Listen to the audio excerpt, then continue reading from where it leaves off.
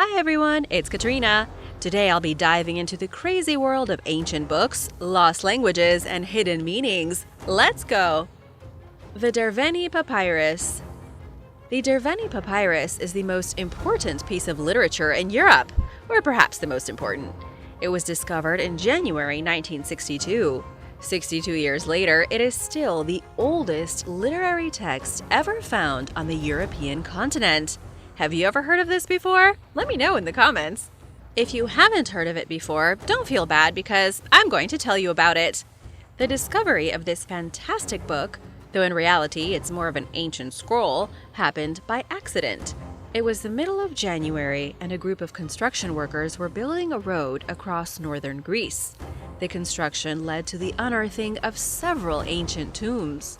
In one of the tombs was a pile of ash, human ash left behind by a funeral pyre. Inside the ashes were the remains of the Derveni Papyrus. The ancient scroll had been tossed onto somebody's body as it burned in their funeral flames. Keep in mind, this isn't the oldest book in the world. It's the oldest one in Europe at 2,340 years old. It took ages for scientists to reassemble the charred fragments of the scroll. After all, it was supposed to have burned up along with its deceased owner. As it turns out, the 26 columns of text consisted of a poem. Not just any poem, but an Orphic poem. Things are about to get weird, especially if you haven't heard of Orphism before. Orpheus was a mythical poet revered by ancient Greeks who also worshipped Persephone and Dionysus. The three mythical figures were usually celebrated together, Persephone being the wife of Hades and Dionysus being the god of wine and ritual madness. The reason these three were all important was that they had gone down into the underworld and returned to the surface. In the myth of Orpheus, he journeyed into the underworld to bring his wife, Eurydice, back from the land of the dead. Hades gave the okay, but said Orpheus could not look back to see if his wife was following him, or she would be gone forever. Orpheus, unable to contain himself, looked over his shoulder and his wife was whisked right back into the underworld. If he had just waited patiently, he would have gotten Eurydice back into the land of the living. Over 2,000 years ago in ancient Greece, Orphism was a type of mystery cult. Scientists don't know much about it these days. They participated in secret rituals involving the underworld and their three favorite mythological characters. The Derveni Papyrus contains a poem from this secret society. The person whose ashes the scroll was found half burned in must have belonged to the Orphism cult. The poem written on the scroll says something about the birth of the gods and contains some partially translated instructions for religious ceremonies. It's the oldest known European literary text, but it still hasn't been fully decoded, and nobody knows the name of the author. The Aurora Consurgens. The Aurora Consurgens is a very unusual book on alchemical knowledge from the 15th century. It's famous these days not just for its remarkable insight into all things alchemy, but also for its beautifully drawn illustrations. Illustrations like the mysterious angel with dark black skin and green wings. In English, the book is known as Rising Dawn. It's believed to have been authored by Thomas Aquinas, an Italian philosopher and priest from Sicily. One popular legend is that Thomas suffered from an extremely disturbing vision before his death, prompting him to write a shocking book in his final days. The Rising Dawn may have been the priest's last deranged words before his demise. However, the origins of the book are still an unsolved mystery. But just what exactly is it about? If you're not an alchemist, the illustrations and instructions are going to be baffling. There are 37 extremely detailed watercolor illustrations in the book. Most of them appear to be representations of various alchemical symbols. For example, there is a depiction of a writhing serpent in the book, which is supposed to be a depiction of Mercury. Gold is depicted as the sun. Silver is shown as the moon. The book is filled with some of the earliest alchemical symbols known to science, dating to the days of early Greece. But there's more than just symbolism. The illustrations are likely related to alchemical procedures as well. Procedures such as putrefaction, the fifth stage of death, calcination, the process of removing impurities through thermal treatment of a solid chemical compound, and many more. The book is also exciting for its detailed cosmic principles. It has depictions of the Ouroboros, the metaphorical union of all things in nature and the universe. It shows illustrations of the signs of the zodiac, menstrual cycles, and the exchange of human organs. It also goes into detail on the philosophy of the four human humors: blood, yellow bile, phlegm, and black bile. Lovely, right? The Book of Enoch, Part 1. Some sources claim the Book of Enoch is 5,000 years old. You may have heard reports that this mysterious biblical text was found in Israel and was one of the most ancient religious works in history.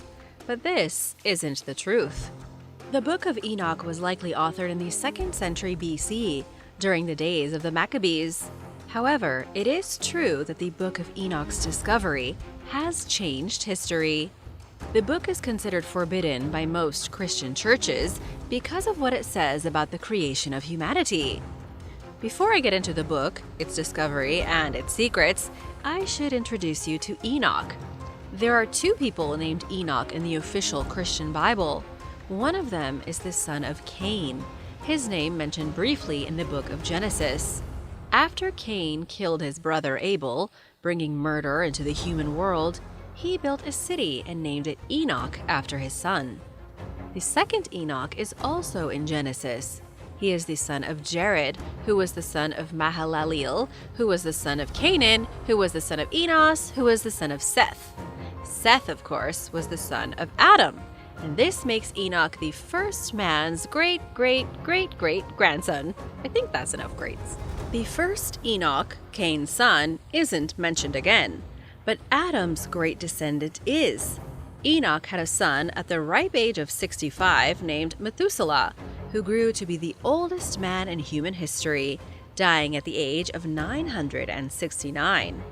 Enoch himself, according to the Bible, walked with God for 300 years. Then God took Enoch to heaven. Enoch never died. He was lifted to heaven in his mortal body.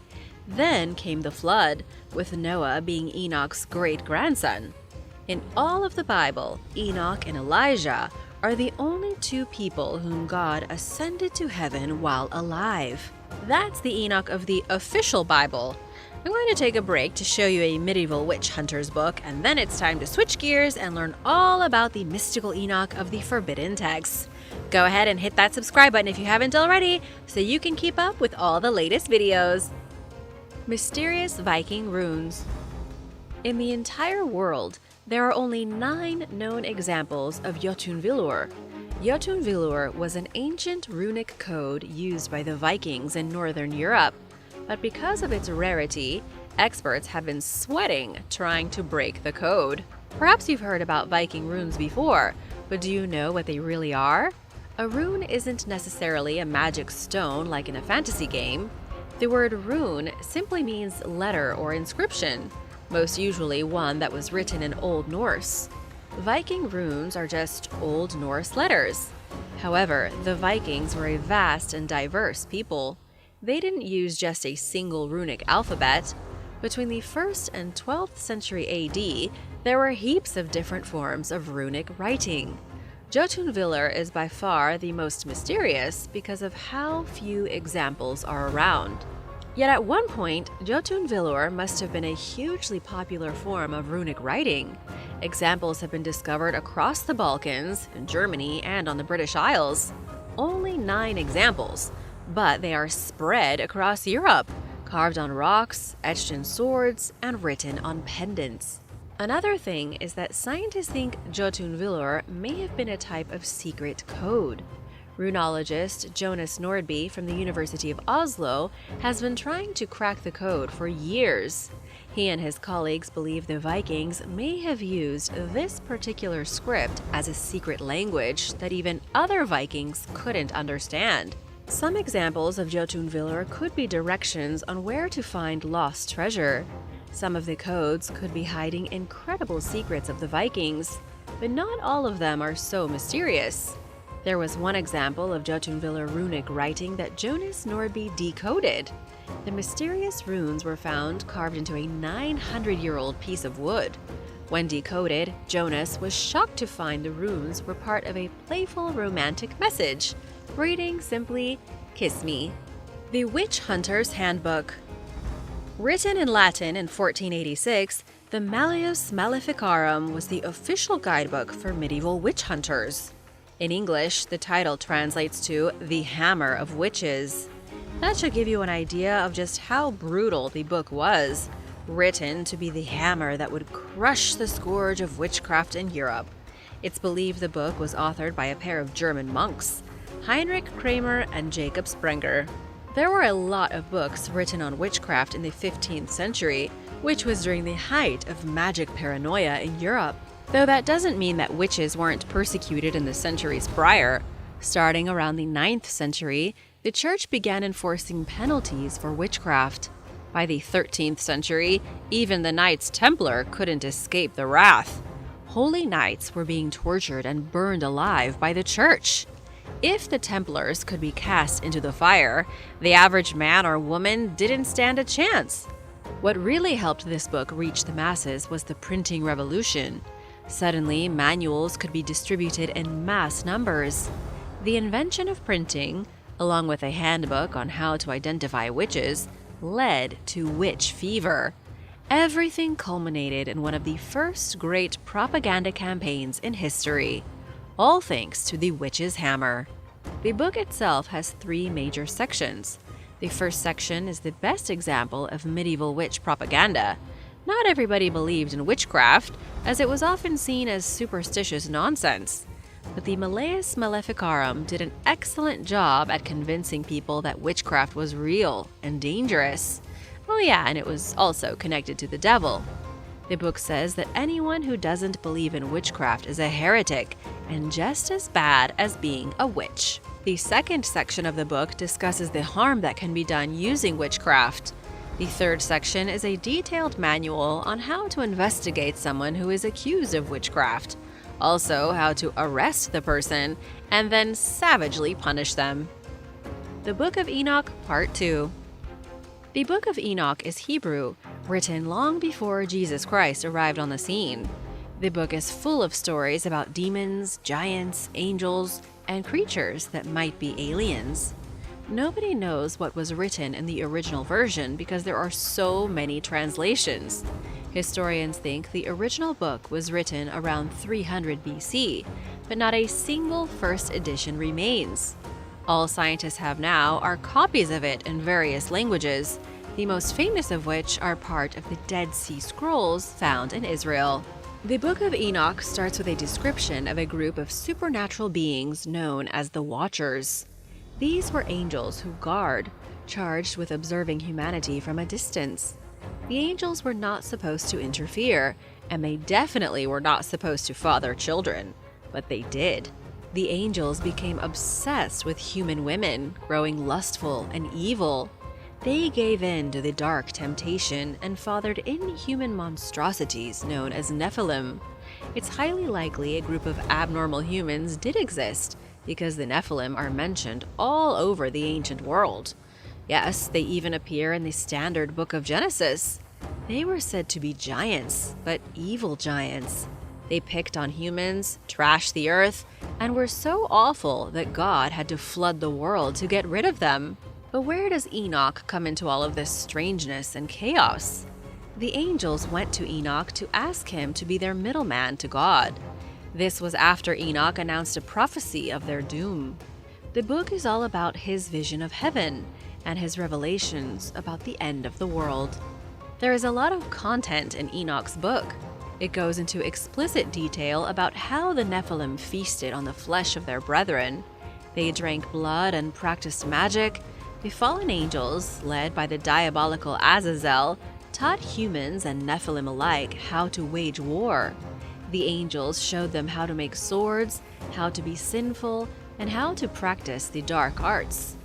The book goes on and on until in the very last chapter, the end comes. It describes how Noah died and the creation of many nations after the flood. But it's really the part about the fallen angels that people focus on. Many believe the fallen angels were really aliens who created humans, then tried to destroy them in a flood. What do you think? And now for a quick break because it's shoutout time! I want to give a big thank you to Mark Mendez and Jeradan for supporting this channel. We wouldn't be here without you guys. If you are new here, be sure to subscribe if you haven't already for more videos like these. The Book of Shadows. The Book of Shadows is said to be the greatest book of ritual magic known to modern witches. It contains instructions for all sorts of different rituals, primarily within the bounds of neo-pagan Wicca. It isn't ancient, though its ideas certainly are. The book was written by one of the original founders of Wicca, a man by the name of Gerald Gardner. Sometime in the 1940s, Gerald compiled a massive amount of magical information from his coven of magic practitioners in England. Nobody knows where the ritual instructions came from in the first place. They could be incredibly ancient, or Gerald may have made it up all by himself.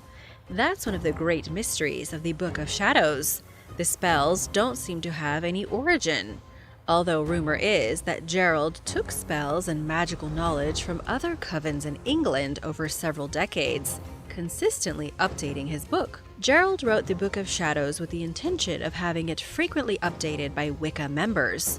When he was finished, it already contained the techniques one must know for performing Wiccan rituals. It had step-by-step instructions for casting spells, spells for love, wisdom, healing, and clarity. Notice none of the spells are evil. That's because Wicca doesn't include nasty, malicious magic.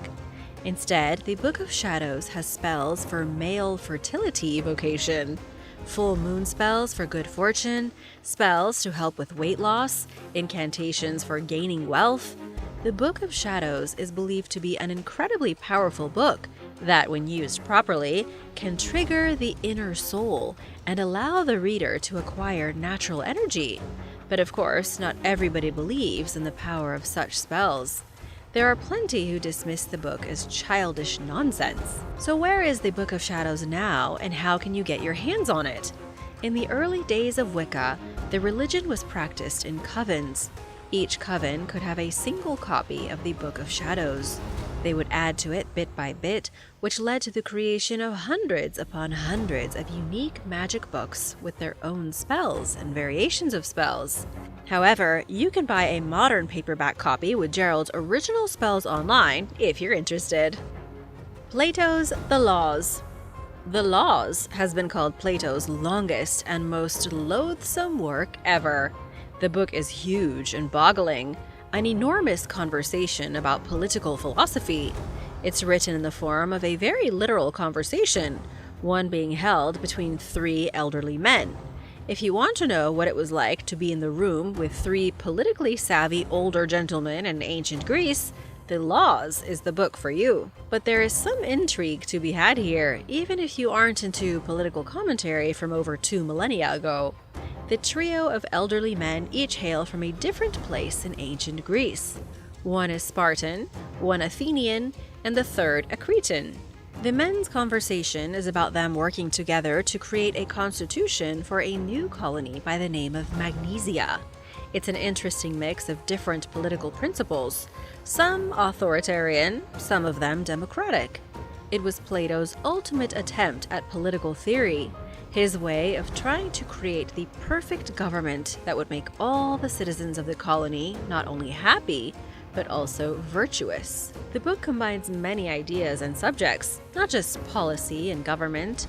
It talks about theology, metaphysics, and human ethics. It also uses applied legislation, going into significant detail on the laws that would govern the new colony of Magnesia. What kind of laws, you ask?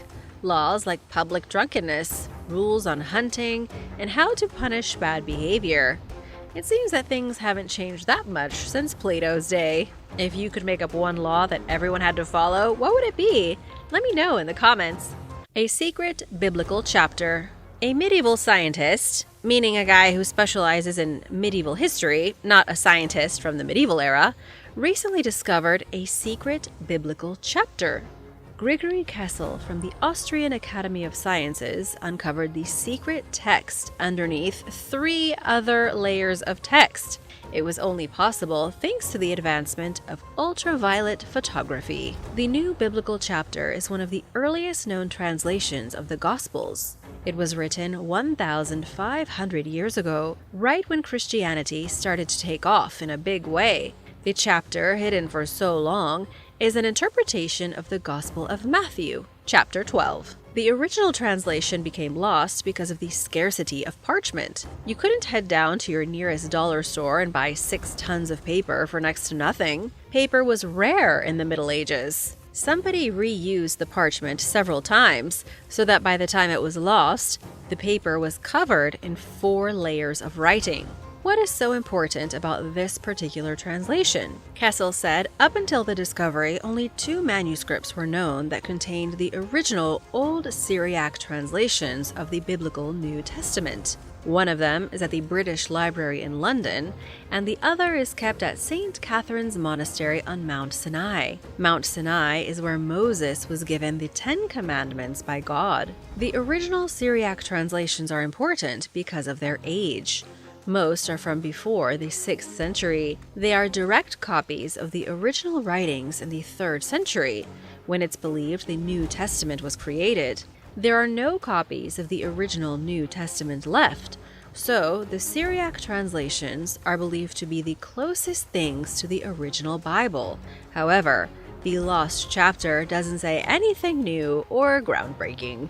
The Mount Ebal Curse Tablet. You've already seen the oldest known literary text from ancient Europe today, so now I'm going to show you what appears to be the oldest example of Hebrew text ever discovered in Israel. The ancient Hebrew was found etched onto a curse tablet. The mysterious lead tablet was discovered on Mount Ebal, a place where the ancient Israelite leader Joshua built an altar to God, according to the Bible. There is indeed an altar on Mount Ebal, and it does date back 3,200 years to the days of the Old Testament. Within the ancient altar, archaeologists excavated the curse tablet.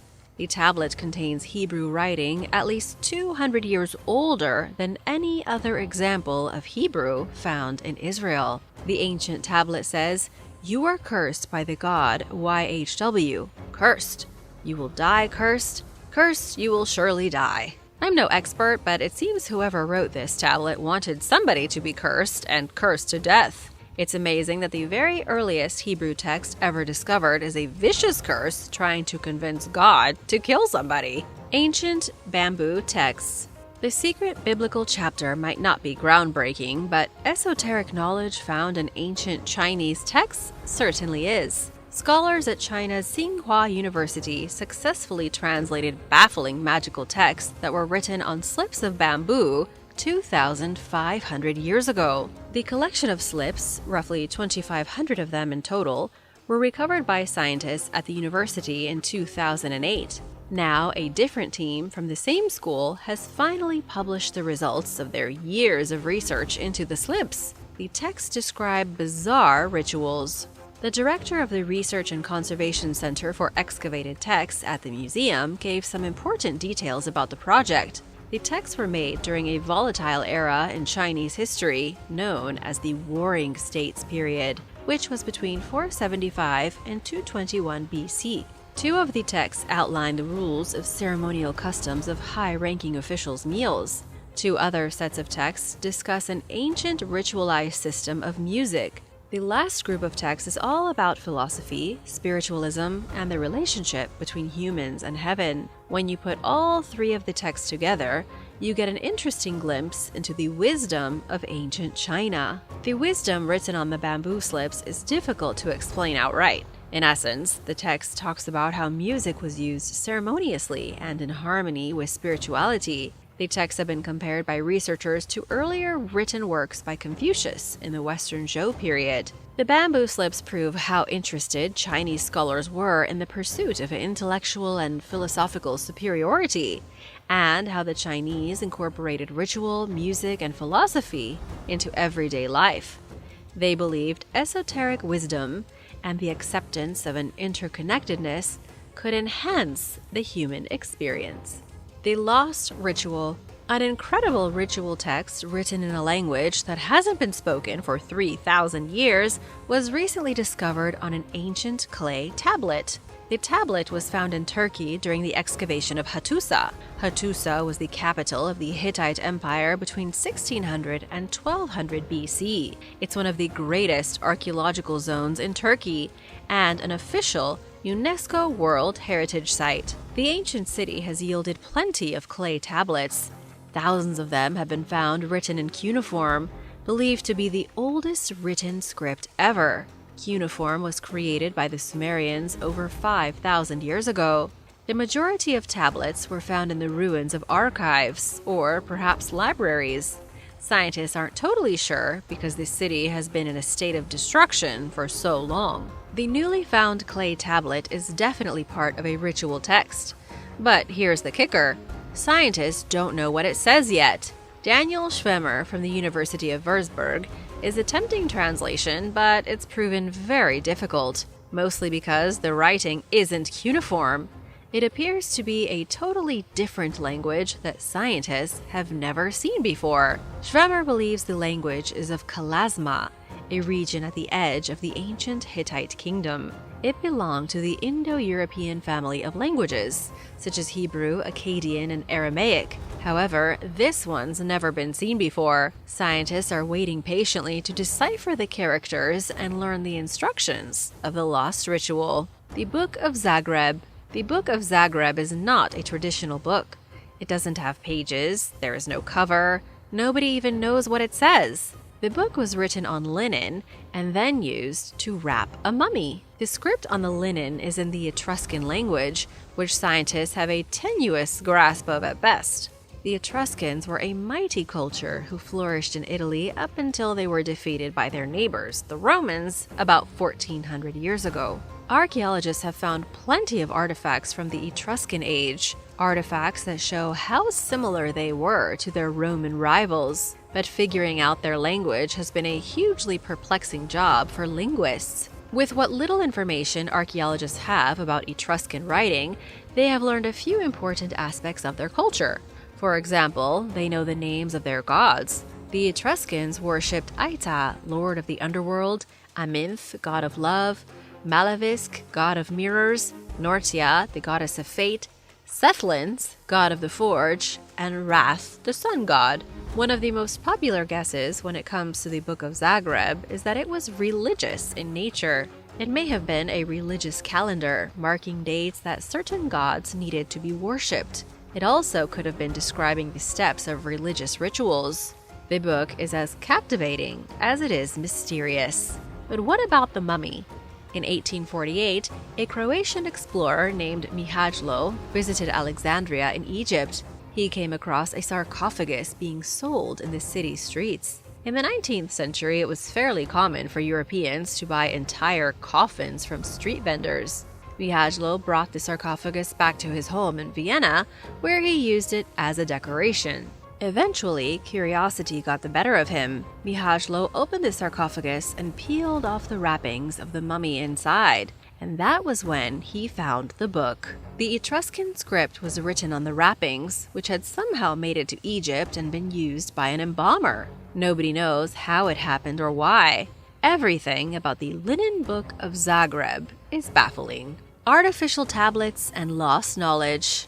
There is now an AI system that can decipher ancient cuneiform texts from 5,000 years ago. A joint team of scientists from a variety of institutions in Germany came together to unveil this remarkable piece of tech. The system is able to use 3D models and AI software to read books that nobody has read since the dawn of civilization. The study to build the AI software focused on a small collection of tablets found in Mesopotamia, primarily in modern Iraq. The tablets are inscribed with different symbols, sigils, and characters that form the languages of Mesopotamia. Although cuneiform is the writing system, it was used in different languages the same way the Latin alphabet is used in German, French, Spanish, and English. In Mesopotamian days, cuneiform was used in Sumerian, Akkadian, and Assyrian. But what do the books actually say? According to Hubert Mara, who assisted with the study, the books say everything. Some of them are shopping lists, some of the books are court rulings and complex legal matters, though to be honest, they aren't really books. These are all stone tablets inscribed with writing.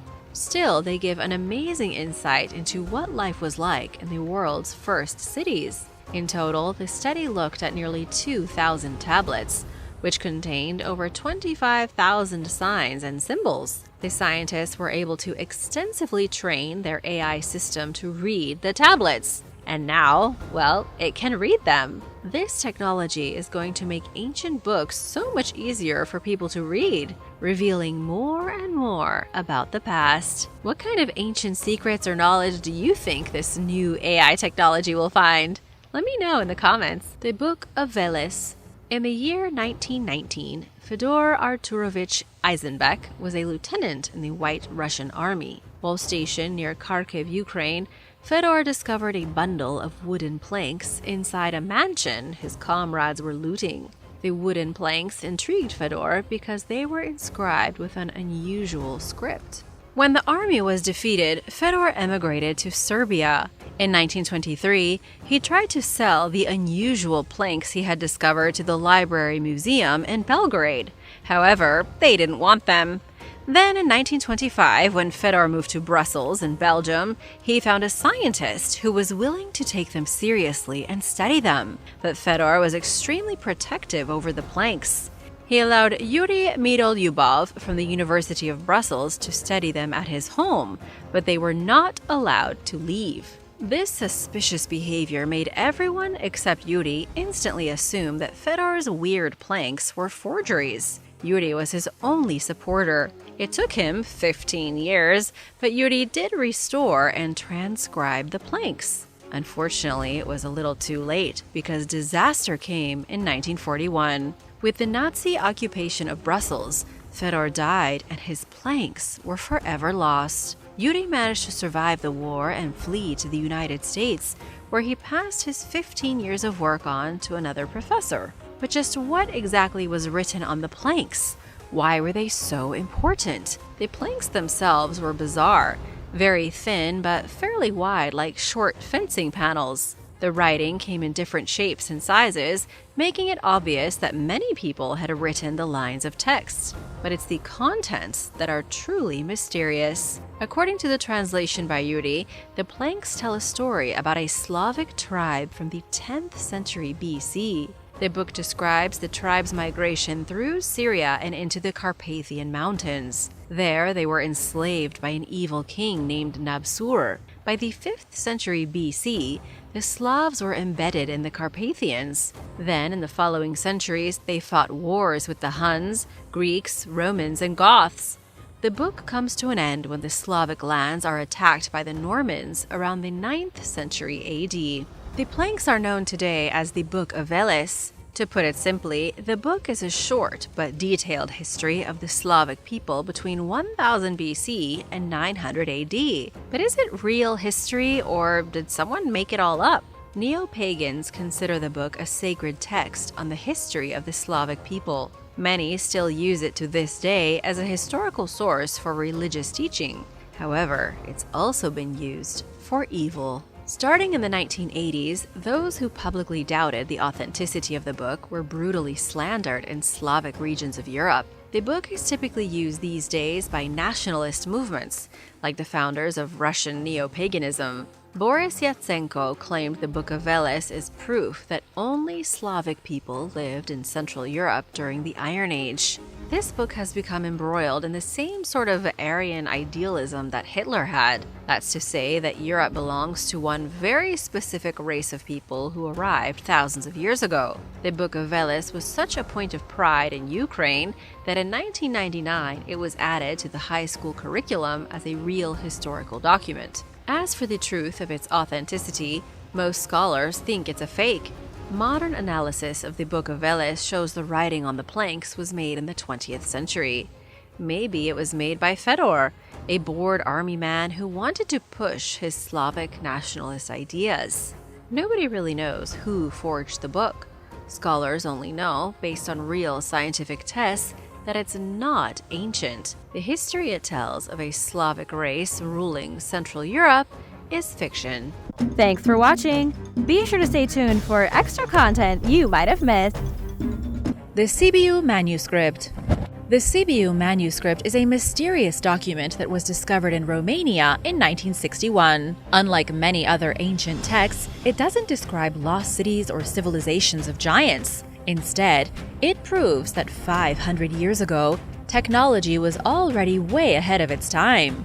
This ancient text details how to use liquid fuel in multi-stage rockets, a technology that wasn't utilized in any meaningful way until about a century ago. The manuscript was originally published in the 16th century, although some experts say it may have used even earlier manuscripts for inspiration. It was uncovered by Professor of Science and Technology Doru Tordeciu from the University of Bucharest. It was hiding deep in the archives, and Doru couldn't believe his eyes when he found it. Included in the manuscript was page after page of technical data on everything from artillery to multi-stage rockets, complete with illustrations and descriptions.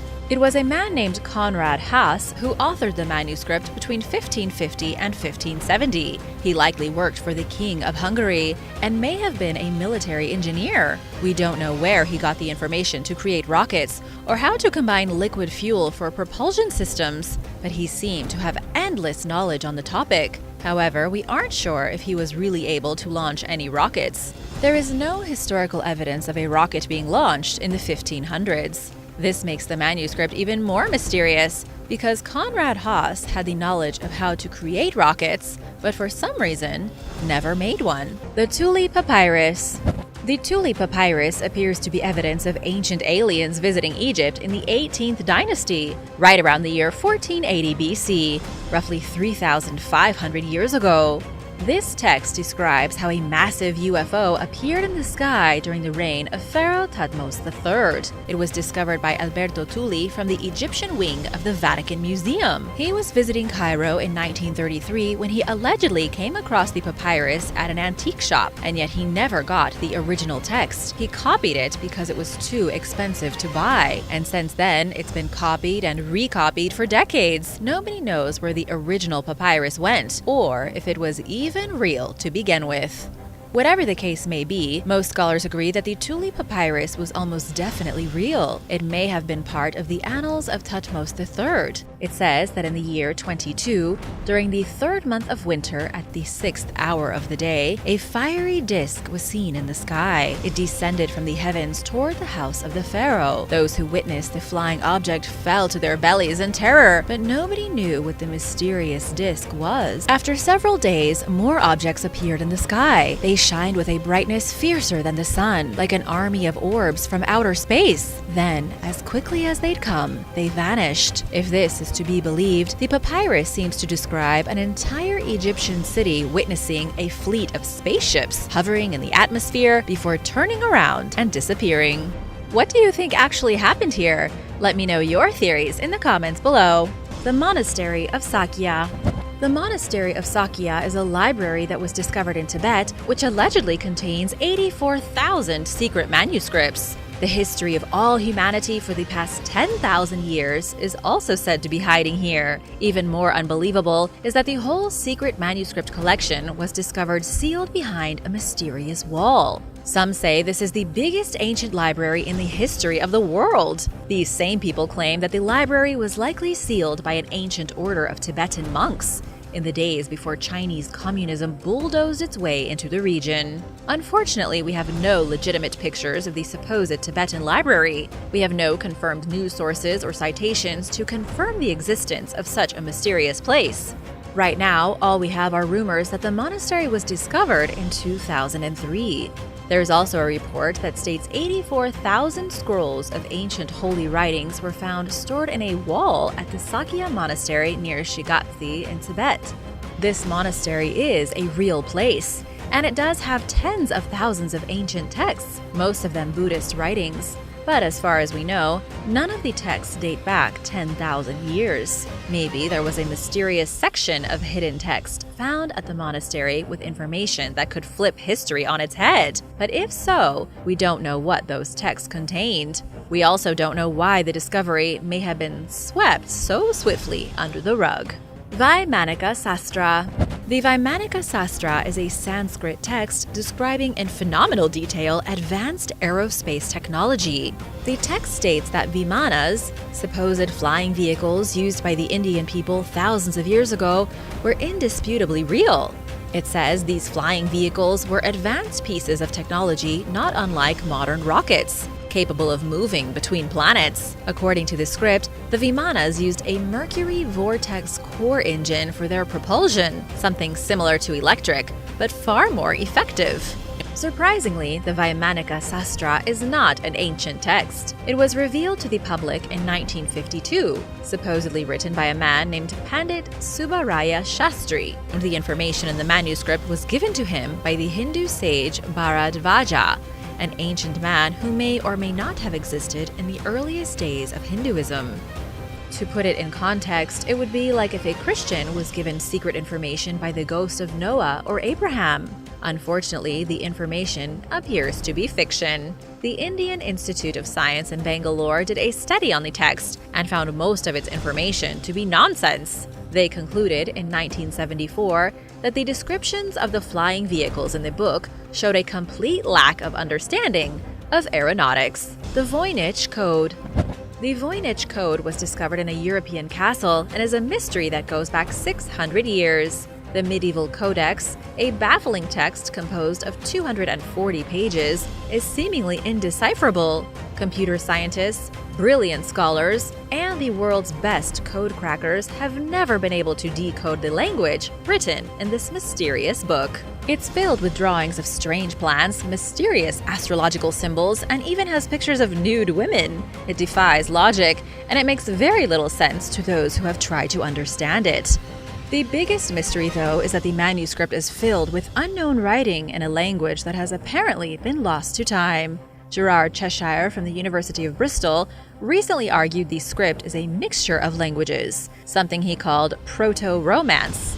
On the other hand, an anthropologist from Foothill College believes the text was written in an obscure form of Roman shorthand, some kind of vulgar Latin dialect. Sadly, nobody has ever been able to break the Voynich Code, which was almost certainly authored several hundred years ago. But there are people out there who believe it was written by a prophet in the 15th century, somebody who transcribed the secrets of the earth and the universe. It's shoutout time! We'd like to give a huge thank you to Brenda DeFazio and Hardcore Gaming for watching and supporting this channel. If you are new here, be sure to subscribe and join the Origins Explained family. Manuscript 512. Manuscript 512 is a mysterious script of unknown origin which describes the discovery of a lost city in the state of Bahia, Brazil in 1753. The manuscript was first found at the National Library of Brazil in 1839, where it's still kept safe and secure today. What's really strange about the manuscript is that it describes things that are unbelievable. It suggests a group of explorers wandered into the jungle and discovered ancient artifacts from Rome, as well as a lost city that may have been inhabited by Europeans centuries before the Portuguese arrived.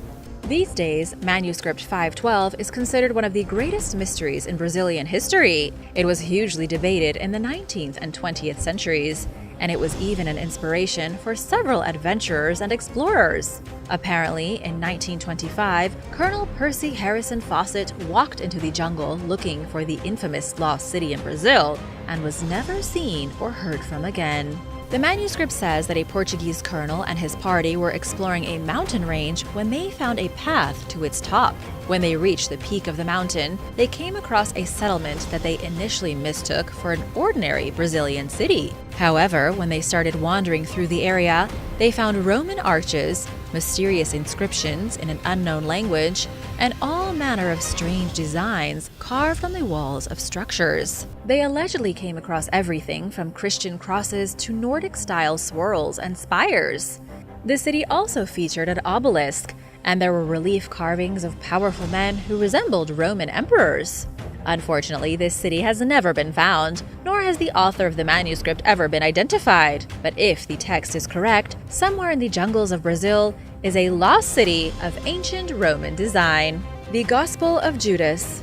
The Gospel of Judas is another non-canonical religious book that could change human history if it turned out to be factual. The content of the book is highly controversial and is undoubtedly the reason it's considered nonsense by most Christians. The pages of the book contain multiple conversations between Jesus Christ and Judas Iscariot, the man who sold him to the Romans for 30 pieces of silver. There is only a single surviving copy of this text, written in the Coptic language and dated to the year 180 AD. The Gospel of Judas is a major shock because instead of portraying Judas as an evil and treacherous monster who gets Jesus crucified, it shows Judas as a steadfast believer in Christ. It claims the other disciples never learned the true gospel, and that Judas was the only one who did. It sets Judas as the sole follower of Jesus, and the only one who truly understood Jesus' holy gospel. It explains that Judas sold Jesus to the Romans because he was ordered to by Jesus himself, who knew his fate was to die upon the cross. If this were true, it would mean the other disciples never fully grasped the message of Christ. This itself would mean the church was built upon lies, and is not, in fact, the true church of God. The Kolbrin Bible. The Kolbrin Bible is allegedly a collection of texts believed to be taken straight from two ancient manuscripts. The first was written by ancient Egyptians shortly after the Exodus of the Bible, which describes when Moses and the Israelites went back to the Holy Land. The second manuscript was written by Celtic priests around the same time the New Testament was created. The original book, which contained these two manuscripts, was supposedly kept at Glastonbury Abbey in England until around 1184. However, someone tried to burn it, and so it was given to a private guardian. The book was then passed down through generations up until the Chaldean Trust in 1980. In other words, the Kolbrin Bible was handed down from generation to generation since the days of Moses, kept by a secret religious organization that is still functioning today. Surprisingly, the Kolbrin Bible is available for anyone who wants to read it. It's a very strange collection of information about flying objects in the sky, Planet X, aliens who visited Earth, and the supposed apocalypse that was supposed to happen in 2012. It also contains information on Celtic and Egyptian spirituality, King Arthur, cults, and the fall of capitalism. The Book of Giants. The Book of Giants was written in the antediluvian days of our planet, which means it was authored prior to the biblical flood. Before God sent a mighty deluge to wipe humanity and the evil Nephilim off the face of the earth, the events of the Book of Giants took place. It's a true piece of ancient literature, part of the forbidden collection of biblical scripture that the church refused to add to the Bible. The first traces of this ancient piece of scripture were found in 1947 amidst fragments of the Dead Sea Scrolls. However, it was found scattered between caves in Israel's Qumran, so it's been difficult for historians to piece the story together. What scholars know for sure is that it appears to expand on the original story written in the equally mysterious Book of Enoch. The narrative describes how giants roamed the earth in the days before modern men. It details how God sent his angels to watch over early humanity, only to have them go against his wishes and breed with the humans to create a hybrid race of giants. The book then describes how the entire planet was engulfed in chaos as the giants kill and destroy ordinary people and partake in horrifying acts. They also supposedly practiced witchcraft and all kinds of forbidden magic. If the Book of Giants is to be believed, prior to the flood, Earth really was a stomping ground for half-angel, half-human giants. The Book of Enoch. According to biblical narratives, Enoch was the great-grandfather of Noah. He lived in the days before the Great Flood and was also one of the only people in biblical scripture to be taken into heaven by God himself before his death. Apparently, Enoch was part of the 7th generation of offspring from Adam and Eve. Taking all this at surface value, Enoch should be just as important as the other authors of biblical books. And yet the Book of Enoch is considered inconsistent and unreliable in the eyes of the church. It was never made official scripture nor official biblical canon. This is almost definitely because the content of the book is a little strange. It goes into a lot of fantastic history regarding the 200 Watchers, also known as Grigori, who seduced human women and created the Nephilim. However, the Book of Enoch is more than just tales of giants and demonic angels. It also goes into great detail about the incoming apocalypse. It discusses the 1,000-year reign of the Messiah, which will come before the end of all things. The book also mentions the birth of Noah, and there is a huge section on astronomy that seems fairly random. Many fragments of these books were found in Israel and are considered to be part of the Dead Sea Scrolls. Thanks for watching! Which of these ancient texts did you find the most shocking? Poisonous manuscripts. 3 poisonous manuscripts from the Renaissance were recently discovered in a school library. A team of researchers from the University of Southern Denmark came across 3 manuscripts in their school library's rare book collection that are toxic to the touch. These books don't contain poison recipes or spells that can kill people, but their pages themselves are what kill. The researchers put all 3 manuscripts under an X-ray microscope and found traces of green arsenic. The reason the books had been taken to the X-ray lab in the first place was because they were caked in a layer of green paint that made reading them nearly impossible. They thought they could use their special equipment to look at what was baked into the ancient ink. They were thinking calcium or iron, not poisonous arsenic. Arsenic is one of the deadliest poisons in the world. It's a natural element found within the crust of the earth, and it turns deadly when exposed to hydrogen and oxygen. It's also unique in that its toxicity doesn't diminish over time. Pages coated in arsenic from the Middle Ages are still going to be toxic today. These books are so dangerous that just by turning the page and licking your finger, you could get sick. But how did arsenic get on the books in the first place? Researchers say it all had to do with the popular Victorian paint called Paris green. It was loaded with arsenic and used all throughout Victorian England by painters to create masterpieces because nobody realized it was poisonous. Some Paris green must have gotten splashed on these 3 historic books. Then they were stored in the library, and nobody realized they were potentially fatal. The Book of Flesh. According to Harvard themselves, they own a book which is bound in human skin.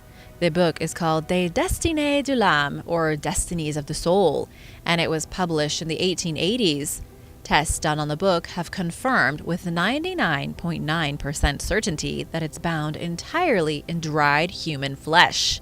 The book has been housed in Harvard's Houghton Library since the 1930s and was originally donated by a mysterious individual who left a note with it. The note explained that the book was bound in human skin parchment. It insists that if one looks closely enough at the cover of the book, they can see the pores of the skin. It was wrapped in human skin because the book itself was about the human soul. It was supposed to be poetic, the human soul wrapped in human skin. But in the end, it really just ended up being creepy. But maybe the creepiest part is that books have been bound in human skin since at least the 15th century. It was fairly common and was done as a way to memorialize the dead. The previous owner of the book allegedly got the skin for binding from the back of a female mental patient after she died from a stroke. When her body wasn't claimed, he took some of her skin for himself. As of right now, this is the only book officially bound in human skin in any of the Harvard libraries. There were 2 books previously thought to be bound in human flesh, but they turned out to be bound in sheepskin. The Galdrabok. The Galdrabok is certainly not the most famous grimoire in history, but it is one of the more mysterious and terrifying books of magic out there. It's from Iceland and is one of the only surviving documents that details the occult practices of the island in the late Middle Ages. The Galdrabok grimoire paints a unique picture of the strange magical traditions in Iceland, going into great detail on cosmology, archaic gods, and how to cast spells. The book was written sometime around 1550 and translated to English 400 years later by Stephen Flowers in 1989. The book shows exactly how Icelandic people used runes and magical sigils called Galdramindir to perform magic. There were also binding runes called Bandrunir and magic staves called Galdrastafir. Most Icelandic magic was concealed in highly complicated patterns of sigils and runes, many of them tweaked by whomever drew them to keep their spells a secret. Within the Galdrabok are copies of these spells. These spells were collected by an estimated 4 scribes working for around 100 years on a comprehensive book of magic. One scribe wrote down the first 10 spells. Then the book made its way to another scribe who added more spells, and this continued until the 17th century.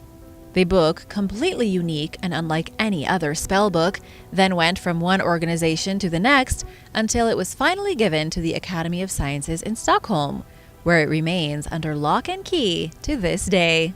Piecing together the Book of the Dead. The Tees Museum of Classical Antiquities at the University of Canterbury in New Zealand catalogued a scrap from the Egyptian Book of the Dead. They uploaded the ancient piece of papyrus onto an online database for everyone to share. And that was when historians at the Getty Museum in Los Angeles saw the image and realized they had a fragment very similar to it.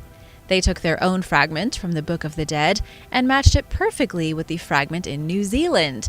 Somehow, this 2,300-year-old manuscript was torn in half and then separated by an entire world. Alison Griffith from the University of Canterbury said that even though there is a small gap between the fragments, the scene fits together perfectly. The fragments are covered in hieroglyphics and hieratic script and had once been part of a scroll used as a guide for the recently deceased.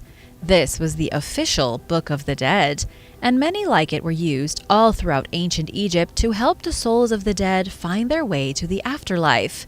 The books detailed the supplies, offerings, and servants one would need upon reaching the other side. The Urantia Book. The Urantia Book is far from ancient, written sometime between 1924 and 1955 in Chicago. Nobody is entirely sure who wrote the book, only that its author is considered a lot of different things by a lot of different people. The book has been praised for its interesting science and religious aspects, its preposterous length of over 2,000 pages, and for its sheer mystery. However, plenty more people have denounced the book as a work of absolute lunacy. The biggest issue is that the book makes a lot of pretty wild claims. It first introduces the world as a place called Urantia, not Earth, and says that its purpose is to unite all of the religions of the world under one umbrella of science, philosophy, and understanding. There is a lot of science in the book, and all of it was supposedly gifted to the author by celestial beings from beyond the stars. But all these years later, almost all the science is wrong. The supposed facts stated in the book are all based on crazy theories from the 1920s. We now know that almost everything written is wrong, immediately dismissing any notion that the knowledge was imparted by celestial beings. Still, the book is a pretty hot seller and has been for decades. It's bizarre because unlike many religious fringe groups, the Urantia Foundation does not advertise, advocate, or really even discuss anything in public. It's all quite secretive, and their readers seem to be rising every year. If you could create any spell book you wanted, what would the spell do? Rahonk Codex. The Rahonk Codex is one of the most mysterious manuscripts in the entire world. It's 448 pages, filled with illustrations, and was written in an unknown language by an unknown author. It was originally discovered hiding at the Hungarian Academy of Sciences in the 19th century. It's believed the book was one of about 30,000 donated by a wealthy Hungarian named Count Gustav Bethany in 1838. Nobody has any clue where the Count got the book, or if he even knew it was in the collection of books he donated to the Academy. Even today, the Codex is baffling. Some scholars have chalked it up to nothing but a hoax, while others believe it's genuine and have spent years trying to decode it. Analysis of the paper suggests it was written roughly around the 16th century, or about 500 years ago. But unfortunately, there doesn't appear to be any way to get a proper date on it. It could have been written earlier, or it could have been written as recently as the 17th century. There have been a lot of bizarre attempts at cracking the code of the book since it was written. One Hungarian scholar tried to turn it upside down and decode it, as he thought it was some kind of upside-down Sumerian linked to Latin. But throughout all the years, nobody has figured it out. We also don't know what the illustrations are trying to show us. There are drawings of castles, kings, and even a crucifixion. Is it a history book? A spell book? Nobody knows. The Smithfield Decretals. The Smithfield Decretals is an old manuscript from the medieval days, a bizarre piece of work with some very strange illustrations.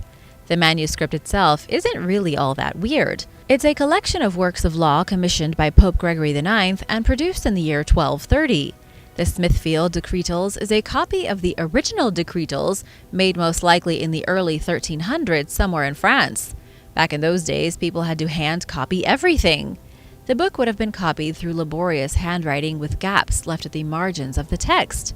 This was done on purpose by French scribes so that future owners of the book could write down their own personal notes. That's where these strange illustrations are drawn, in the margins of the book. Chances are it made its way to England, was purchased by someone in London, who then paid illustrators to fill every last margin with curious imagery. The images are so weird, nobody really knows what to make of them. There are pictures of knights fighting giant snails, a fox dressed as a bishop while lecturing birds, then later those same birds hanging the fox from a tree. It goes on and on like this, only getting stranger as the book goes on. The Women's Book to Kill. In May of 1914, a Japanese martial arts text was published in Japan strictly for women. It's the Women's Book to Kill, and it was only recently translated into English and then republished by translator Eric Shahan. The book was written by a woman named Nobatake Yeiko under the pen name Nohata Showa. Nobatake was a part of the Women's Self-Defense League, which formed as a way to help women fight back against a rise in violence in the early 20th century. To help women defend themselves from aggressive men, Nobatake outlined in her book plenty of martial arts techniques and moves to render those men defenseless. These martial arts moves include everything from a reverse joint lock to flipping a man straight over your head, techniques of kicking, breaking an arm in half, sweeping men off their feet, in the very literal way, and how to locate the weakest points to strike. The book even came complete with charts, pressure points, diagrams, and all the most effective ways to incapacitate someone. In the early 1900s, Japanese women were slowly and secretly hoping to master martial arts and their own destinies. Golden spells. Some mysterious spells have just been discovered by archaeologists in Serbia. These aren't exactly books, but rolls of gold and silver that were inscribed with magic spells and then buried alongside dead people 2,000 years ago. Archaeologists are currently trying to decipher the magic spells in order to see what was so important that they needed to be interred with the dead. According to the chief archaeologist at the site, Miomir Korak, the alphabet is Greek, but the language is Aramaic. And that's only the first dilemma. It's been difficult just to read what was written on the miniature scrolls, never mind to fully translate the text into a modern language. The owners of the scrolls were found in northeastern Serbia near the ancient Roman city of Viminacium. The spells were rolled into lead amulets and attached to the deceased before burial. Archaeologists believe the magic spells may not have had anything to do with the dead people themselves. Instead, the deceased may have simply been carriers, meant to bring the magic spells into the afterlife with them so that a divine power would be convinced to carry out the spell, either for good or for evil. Some of the scrolls' texts have been deciphered, though definitely not all of them. Archaeologists have identified the names of demons connected to ancient Syria written on these ancient scrolls. This tells researchers that whatever was written on the fragile gold and silver scrolls was almost certainly evil. Someone likely wrote down a malevolent curse, something like, "May so-and-so's body turn dead and cold," in the hope that a demon would read the scroll and agree to put the curse on said person. It was a sneaky way of slipping messages to demons where they resided in the other world. The Book of Magical Charms. The Book of Magical Charms was written in England in the 17th century by an unknown author. Some say it was a pair of self-proclaimed witches who wrote down the totality of their knowledge, while others say it was a man named Robert Ashley, a lawyer with a fanciful imagination. It's currently being held in the Newberry Library in Chicago, and while it has a long and fitting name, considering the contents of the book, nobody really knows what it was originally called. The book came with no title and no proper binding, and was named by library staff who came across the book in 1988. The book was written in Latin and very archaic English, and it gives instructions on how to perform a wide variety of magical tasks. The book explains how to heal a toothache, how to recover a lost voice, and even how to speak with slumbering spirits. And that's not all. There are also instructions on how to cheat at dice, how to ease menstrual cramps, and how to perform a wide variety of other seemingly impossible things. Everything from magic to mysticism, and even holistic medicine. Thanks for watching! Which of these books would you love to get your hands on? Serbian magic. Mysterious ancient spells were just recently found by archaeologists in Serbia.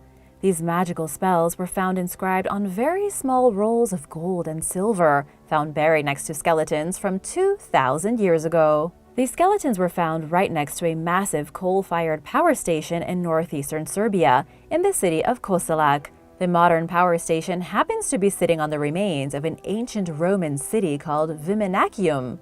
And so, there are a lot of archaeological wonders buried underneath.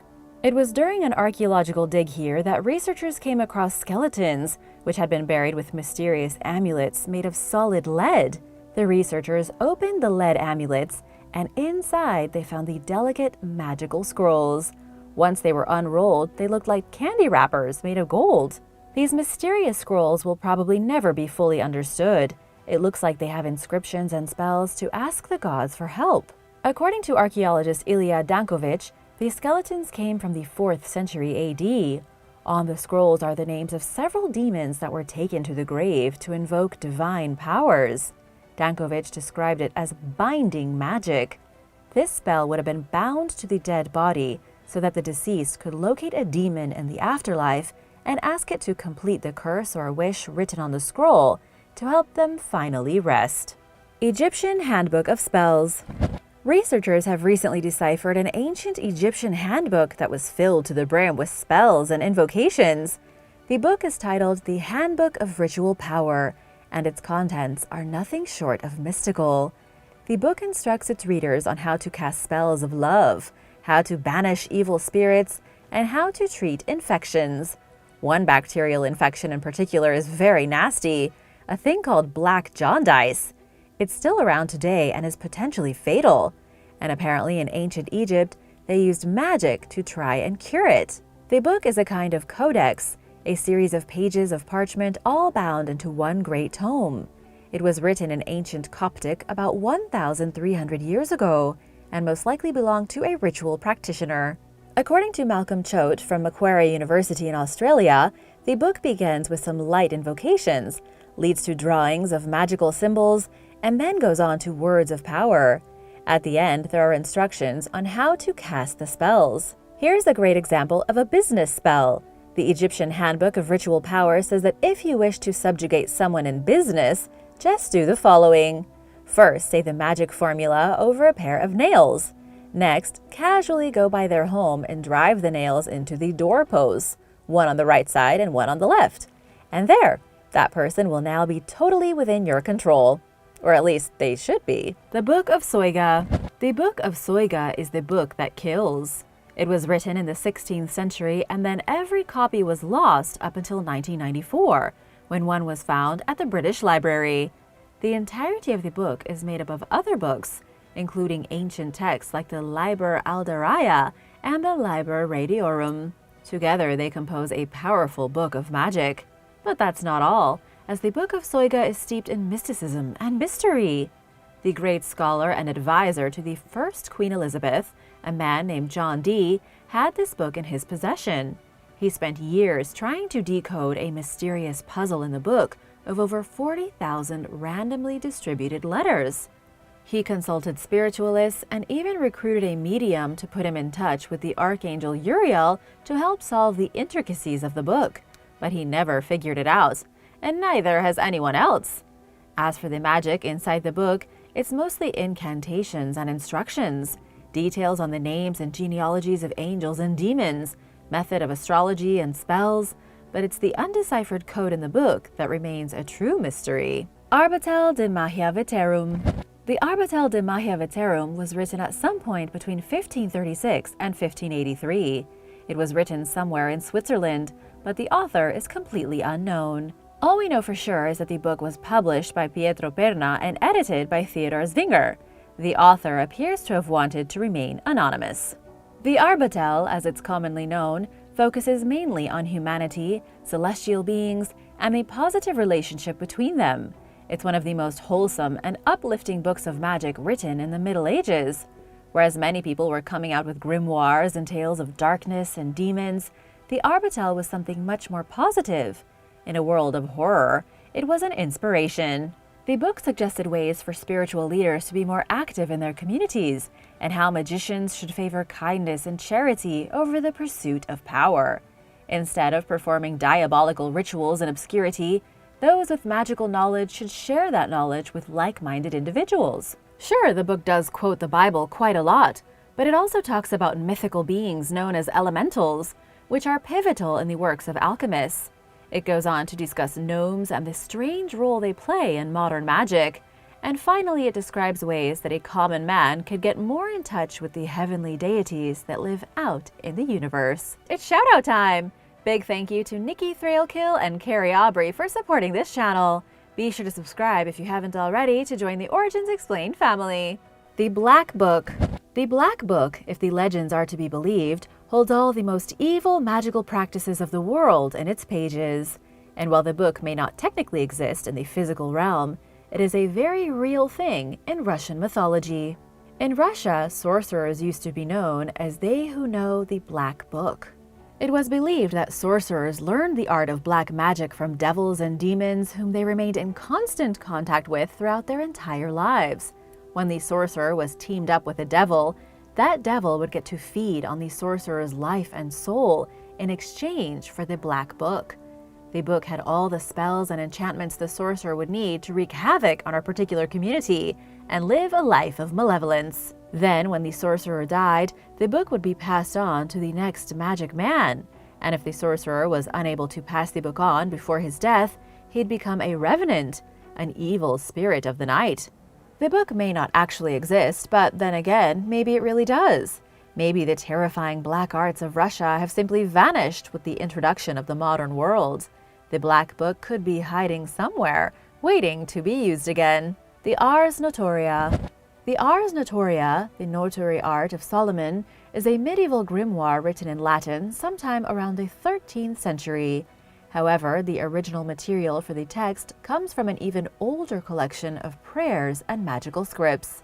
Its original copies were also filled with mystical drawings called notae, strange, indecipherable images of circles and shapes, angles, curious symbols, totally bizarre structures, and a lot of what almost looks like gibberish, or like hexes.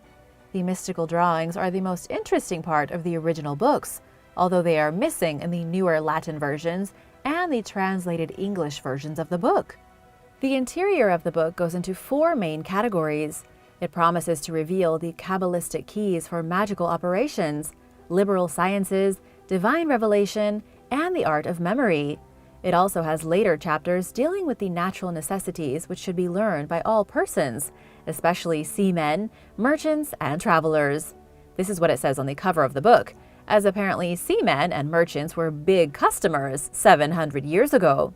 The main thing the book does, though, is give the reader a series of prayers and orations which can supposedly invoke the help of angels. 700 years ago, this would have been something that people could have done at home without expecting any major results. That way, they would never truly know if the invocations worked or not.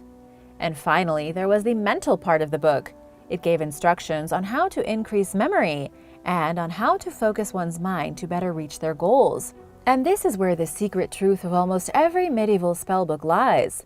Sure, lots of them are filled with magic and incantations, but in reality, a lot of these were like the self-help books of the Middle Ages. People could read them, learn how to better themselves, learn how to get more in touch with the spirits, and invoke the names of the angels to assist them on their journey. Pseudo-Monarchia Daemonum. The Pseudo-Monarchia Daemonum is one of the most famous books of evil that has ever been written. It also goes under the name The False Hierarchy of Demons, and it was written in the 16th century. The book is complete with the names of approximately 69 demons. The author was Johann Weyer, a Dutch doctor and practitioner of the occult who was born in the Netherlands over 500 years ago in 1515. He became a student of the famous magician Heinrich Cornelius Agrippa and delved deep into the occult and magic. His magician mentor died when he was only 19, but Johann continued studying anyway. And when he was 62 years old, he finally published the greatest book of demonic magic the world has ever seen. But here's where things get a little confusing. It was never really Johann's idea to create a magical book glorifying demons. Instead, he had been trying to poke fun at the whole idea of the demonic hierarchies of hell. It was a kind of heckling of the witch way of life, since people still believed witches worshipped demons. He admitted that demons were real and that they definitely could have power over people, but they weren't worshipped by witches. Instead, magicians used demons for their own evils, to seduce people and steal their money. Even though Johann viewed demons as an evil tool for manipulation, he described all 69 of the major entities of hell. He even included instructions on how to summon them and then bend their evil spirits to one's will. The Testament of Solomon. The Testament of Solomon was written long ago, around the 3rd century AD, over 200 years after the life of Christ and 1500 years after Solomon. The book is tied directly to astrology and is said to contain all the wisdom of the dead king. For those who don't know who King Solomon was, he was the son of King David. And even if you're not familiar with the Bible, you'll recognize King David as the guy who fought Goliath. He was the king of Jerusalem and renowned for his wisdom, and his son Solomon was just as wise. He ruled from between 970 and 931 BC. The Testament of Solomon is supposed to be a compilation of all of his supernatural encounters, and it was written in the style of a confessional. For example, the book talks about how King Solomon enslaved demons and used their powerful magic against them. One day, he came upon a young boy who was having his vitality sucked out of his right thumb by a demon. Solomon prayed for a way to help the boy, and the archangel Michael came down and bestowed upon him a magical ring. The ring became known as the Seal of Solomon, and the great king used it from that day forward to enslave the demons. He then used their magic to help build temples and other great buildings in Jerusalem. The Book of Veles. The Book of Veles is either a book of magic or a literary forgery. The book claims to be a text written in ancient Slavic languages, a mixture of religion and history scrawled on wooden planks. The book contains religious passages and explanations on historical events, with the earliest details going back to the 7th century BC, and the most recent being the 9th century AD. This suggests the book was written sometime in the 800s, although there's a lot of doubt around that. The book was supposedly found in 1919, lost again until 1941, and then it started to become mainstream. However, some scholars believe it was written in 1941 as a fake. The issue is in the Slavic, as the authors used a weird assortment of modern Slavic and improper grammar, rather than ancient Slavic. This almost immediately disproves the book as a fake. Nonetheless, it is still used as a sacred text by Slavic neo-pagans to this very day. Die-hard believers think the book was written by pre-Slavic tribes during the migration through Syria and into the Carpathian Mountains. It describes the Slavic ancestors as being enslaved by the horrible King Nabsur, and later on fighting against the Goths and Huns. The Book of Veles is less of a magical index and more of an obscure history of Slavic people, one used by the neo-pagans as part of their historical belief system. The Greek Magical Papyri. The Greek Magical Papyri is a series of documents from ancient Egypt that were written during the reign of the Roman Empire, from between 30 BC to 390 AD. These were all written at various times, then gathered into a single collection and published quite recently. One volume was published in 1928 and the next in 1931. It was the German scholar Karl Preisendanz who collected all these various works and stitched them into one great book of magic. It was first translated into English in the 1980s. 2,000 years ago, the various spells had most definitely been used by Egyptian priests living under the iron thumb of the Roman Empire. They were written in Greek, a mixture of Demotic and Coptic, because that was the administrative language of Rome in its eastern provinces. It's kind of like how in Canada, the province of Quebec uses French more than English. In the ancient world, the Eastern Empire used Greek for all of their business. The Egyptian priests would have used the collection of spells in funerary rituals. They would have been used almost like prayers when sending the dead on their way into the afterlife. But in ancient Egypt, these spells were seen as much more important than just prayers. The Egyptian priests needed to get these spells right, otherwise the deceased might not make it successfully into the afterlife to enjoy eternal paradise. Thanks for watching! Which magical text is your favorite? Let me know in the comments below, and be sure to subscribe if you haven't already. See you soon! Bye!